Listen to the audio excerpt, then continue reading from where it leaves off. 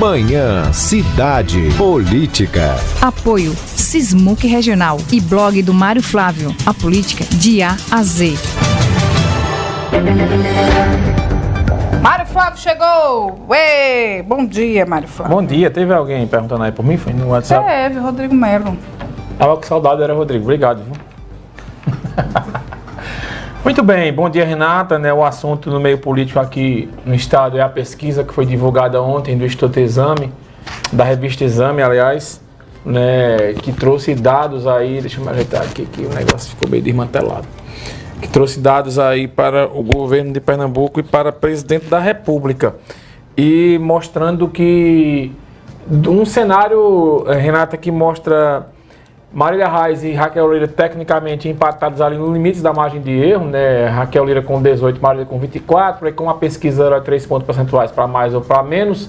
Marília pode ter 21 e Raquel 21, e Marília pode ter 27 e Raquel 15, mais para menos ali. Tecnicamente elas duas estão empatadas. A surpresa dessa pesquisa, o Anderson Ferreira, que é o pré-candidato do PL, subiu para a terceira posição com 12%. E Danilo Cabral, que estava estacionado ali em 4%, subiu para 8%. Já tirou alguns pontinhos de Marília e muita gente aposta que essa vai ser uma tendência da pesquisa, que vai acontecer o que a gente chama na política de desidratação da campanha de Marília Reis, ela perdendo votos aí para Danilo Cabral com o passar do tempo, quando a população entender que o candidato de Lula é Danilo e não Marília.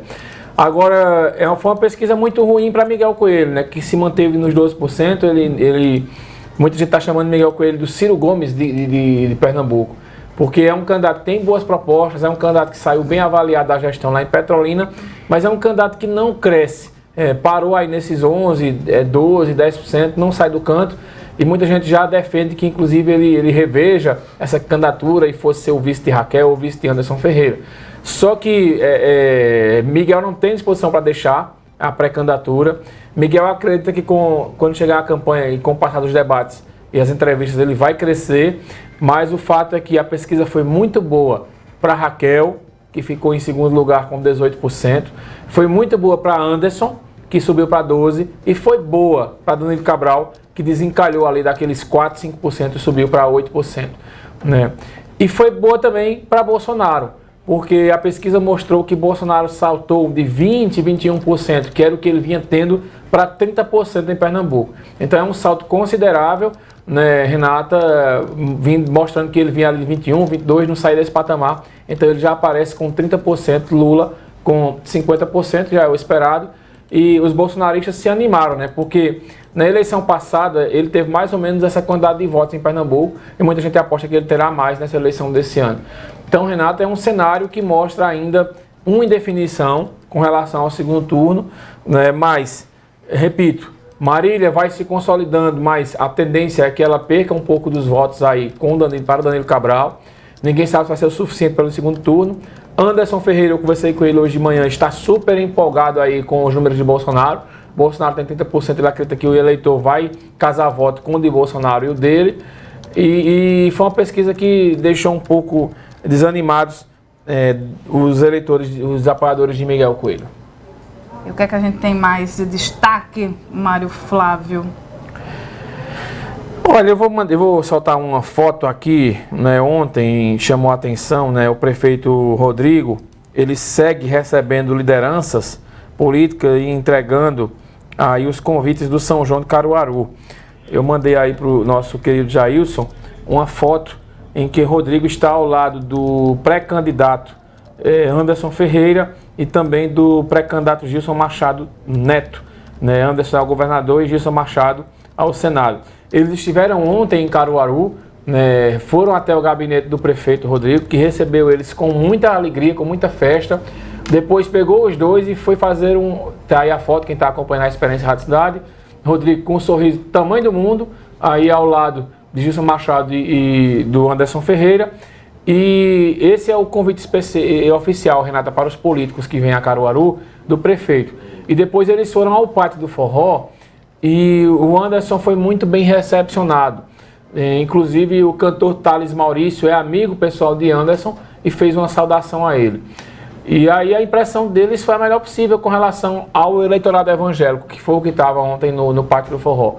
Anderson é evangélico, né, um candidato a governador evangélico, e saiu bastante empolgado aí com essa visita que aconteceu aqui no São João de Caruaru, no dia da Noite Gospel.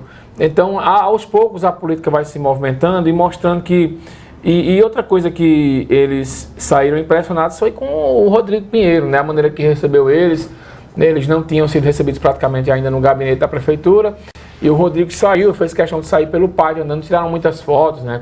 É um eleitorado que o bolsonarismo é muito forte, o evangélico, e aí também o Anderson Ferreira espera penetrar bastante nesse eleitorado. Entre os raquelzistas, digamos assim, né, a pesquisa foi muito bem recebida, todo mundo bastante empolgado aí com relação a isso, né, com relação a essa história. Agora a gente vai saber mesmo, Renata, quando tiver a convenção, né, que começarem as definições. Quem é o candidato a vice, por exemplo? O Anderson Ferreira não tem candidato a vice, Miguel Coelho não tem nem vice nem senado, embora todo mundo já saiba que praticamente a vice dele vai ser a Alessandra Vieira, né, tá praticamente batido esse martelo. Raquel deve lançar a Priscila Krause, a vice ou a senadora. Eu também soube informações que Raquel e Miguel tentaram uma reunião, uma conversa, mas aí, Renata, eles não chegaram a um acordo, né? E disse que a conversa foi um pouco tensa, porque nenhum quer ceder para o outro. Lembrando que se Raquel viesse para a chapa de Miguel, eu acho difícil mais que Raquel é segunda colocada nas pesquisas, ela não iria sair a essa altura do campeonato, Raquel poderia ser vice ou senadora. Já Miguel Coelho, se ele sair, se ele desistir da pré-candidatura, ele só pode ser candidato a vice, porque ele não tem idade para o Senado. Por fim, falando de pesquisas, né? Eu vi algumas pesquisas recentes de deputado estadual aqui em Caruaru, a gente não pode divulgar porque são pesquisas internas, e chama a atenção o percentual do Dilson Oliveira, está pontuando bem. Só não está dando entrevista ainda, né? Não entendi ainda por quê, né? Se ele estivesse no rádio, eu acho que ele estava cobrando de quem não está dando entrevista. Mas agora que ele está do lado de lá, não está querendo dar entrevista, ninguém entendeu por quê. Mas chama a atenção os percentuais dele, está pontuando bem. Inclusive, deve ser bem votado, e outros deputados aqui já tradicionais, né, como Tony Gel também pontuou bem, os deputados de mandatos Eric Lessa e Zé Queiroz também pontuam, mas chama a atenção mesmo a pontuação de Dilson nessas pesquisas internas que vêm sendo feitas, mas que não são divulgadas porque não tem registro, mas a gente só pode adiantar isso. Que chama a atenção. Tá, porque tem gente que vai, fulano de tal tá pontuando e o jornalista não divulga. Se a pesquisa não é registrada, ela não pode ser divulgada. Mas o povo não gosta de botar no jornalista. Os que têm maiores percentuais nas pesquisas são esses 4 que eu falei aí, né? Tony Gel, Zé Queiroz, Lessa e Dilson. Os demais, eles aparecem pouco, digamos assim, nas intenções de votos. Mas eu acho que está na hora de Dilson Oliveira acabar com essa besteira, né? Porque ninguém dá para entender porque essa reclusão de não dar entrevista, um cara do rádio, um cara de comunicação, televisão, ficar se escondendo da imprensa. É péssimo isso. 10 horas e 16 minutos aqui na sua Rádio Cidade. Vamos de WhatsApp Cidade.